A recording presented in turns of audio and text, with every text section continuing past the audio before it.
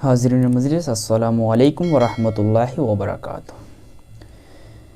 तो सबसे बड़ी बात यह है कि नमाज कज़ा क्यों होती है, और अगर नमाज कज़ा होती हैं तो वो किस वजह से होती हैं और उनको किस तरह अदा किया जाए।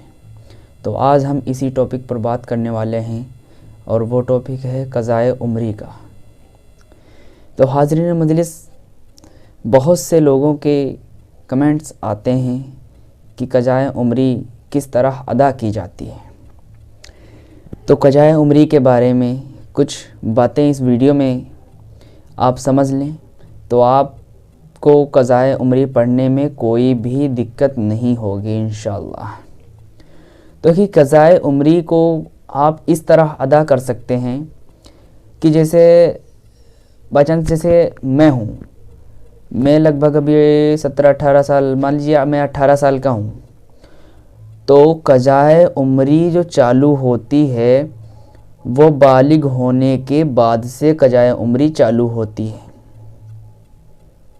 यानी कि बालिग होने के बाद आपने नमाज़ें छोड़ी हैं, वो क़ज़ाए उम्री की क़ज़ाए नमाज़ों में जुड़ गई हैं। अब बालिग कितने साल के होते हैं? लड़के लगभग 12 साल की उम्र में बालिग हो जाते हैं, लड़कियां लगभग 13 साल की उम्र में बालिग हो जाती हैं। तो लगभग मैं 18 साल का हूँ, तो मैं अगर 12 साल से जोड़ूँ तो यही कोई कम ही साल होंगे, इसीलिए मैं सीधा 10 साल से जोड़ता हूँ। तो सीधा मैं 18 साल का हूँ, तो इधर के मेरे 8 साल बने। तो 8 साल की नमाज़ें आपको क़ज़ाए उम्री में अदा करनी पड़ेंगी, यानी कि फ़जर की, ज़ोहर की, असर की, मग़रिब की, इशा की, और इशा में जो 3 रकात वितर पढ़ी जाती हैं वो भी आपको पढ़नी पड़ेंगी। यह है क़ज़ाए उम्री। और आपने जिसे मान लीजिए आप क़ज़ाए उम्री यानी कि क़ज़ाए नमाज़ें छोड़ते गए या बीच में पढ़ ली फिर छोड़ दी, 1 दिन 2 दिन ऐसे छोड़ते गए, तो वो आपकी नमाज़ें भी क़ज़ाए उम्री में आ जाएंगी। और जिसे आपको अभी होश नहीं आया है, 15 साल के हो गए फिर भी नहीं आया, 18 साल के हो गए फिर भी होश नहीं आया, 20 साल के हो गए फिर भी होश नहीं आया, 25 के हो गए तब आपको होश आया है कि यार अब मैंने कितने गुनाह किए हैं, मैं अब क़ज़ाए उम्री अदा करूँगा। तो आप क़ज़ाए उम्री 10 साल की या 12 साल की उम्र से जोड़ सकते हैं और जोड़कर उनको अदा कर सकते हैं। और अगर आप लड़की हैं तो आप भी इसी तरह से उनको जोड़ सकती हैं और उनको पढ़ सकती हैं, अदा कर सकती हैं। अब बात आती है कि कितना वक्त होता है, कितने वक्त में इनको अदा की जाता है। तो सबसे पहली बात, ये 2 टाइम में नहीं पढ़ी जाती, बाकी सब टाइम में पढ़ ली जा सकती हैं। पहला टाइम जब सूरज निकलता है, तब आप क़ज़ाए उम्री नहीं पढ़ सकते। और दूसरा टाइम जब सूरज ढलता है, जब सूरज ढलने की कगार पे आता है, तब आप क़ज़ाए उम्री नहीं पढ़ सकते। आप रात में भी पढ़ सकते हैं, दिन में भी पढ़ सकते हैं। आप ज़ोहर की नमाज़ पढ़ने गए, ज़ोहर की नमाज़ पढ़ने के बाद आप ज़ोहर की भी पढ़ सकते हैं, मतलब असर की गए तो असर की पढ़ सकते हैं। मग़रिब की नमाज़ पढ़ने गए तो मग़रिब की नमाज़ के बाद आप 3 रकात अपनी मग़रिब की पढ़ लीजिए क़ज़ाए उम्री। और रही बात इसकी कि कितने दिन की नमाज एक दिन में पढ़ सकते हैं, तो मेरे भाइयों, सबसे बड़ी बात यह है कि आपके बस में जितनी रकातें हों, मतलब आप एक दिन में पढ़ सकते हैं। जैसे आप एक दिन में 5 दिन की नमाज़ें पढ़ सकते हैं तो वो भी हो जाएगा, एक दिन में 10 दिन की नमाज़ें पढ़ सकते हैं तो वो भी हो जाएगा। लेकिन जल्दी के चक्कर में ना रहिए। अगर जल्दी के चक्कर में आप रहेंगे तो जो आप सवाब जमाने निकले हैं वो भी आपका अजाब बन जाएगा। तो ये थी क़ज़ाए उम्री की नमाज़ों की कुछ चंद बातें।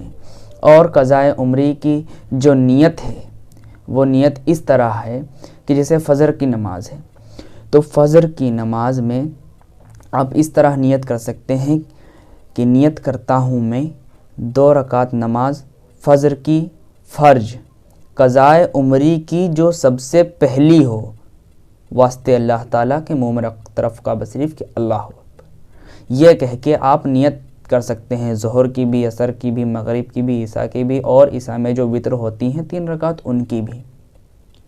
और जब आप ये कहेंगे कि जैसे फ़जर की नमाज में, जैसे फ़जर की आप पढ़ रहे हैं तो फ़जर की नमाज में आप ये कहेंगे कि फ़जर की सबसे पहली जो क़ज़ाए उम्री में क़ज़ा हुई।